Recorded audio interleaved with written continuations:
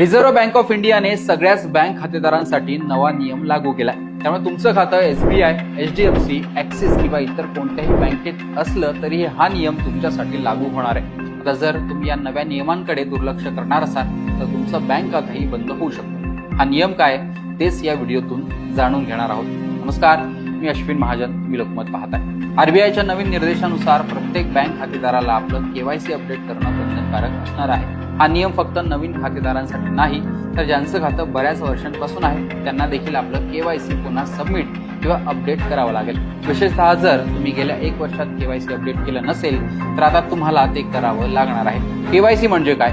KYC ही एक सुरक्षा प्रक्रिया आहे जी बँकांना तुमची ओळख पडताळण्यासाठी मदत करते। त्यामुळे फसवणूक, मनी लॉन्ड्रिंग आणि इतर आर्थिक गुन्हे सुद्धा रोखले जातात। पण बरेच जण केवायसी अपडेट करणं टाळतात किंवा विसरतात, त्यामुळे तुमचं खातं धोक्यात येऊ शकतं। जर तुम्ही सप्टेंबर अखेरपर्यंत केवायसी अपडेट केलं नाही तर तुमच्या बँक खात्यावर निर्बंध येऊ शकतात। याचा अर्थ तुम्ही पैसे काढू शकणार नाहीत, जमा करू शकणार नाहीत किंवा ऑनलाईन व्यवहारही करू शकणार नाहीत। काही प्रकरणांमध्ये तुमचं खातं तात्पुरतं बंद देखील होऊ शकतं। केवायसी कसं अपडेट कराल?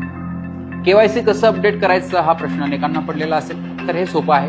तुमच्या बँकेच्या शाखेत जा किंवा ऑनलाईन केवायसी अपडेट सुविधेचा वापर करा। तुमचं आधार कार्ड, पॅन कार्ड आणि पत्त्याचा पुरावा, पासपोर्ट साईज फोटो तयार ठेवा। बँकेच्या सूचनांनुसार केवायसी प्रक्रिया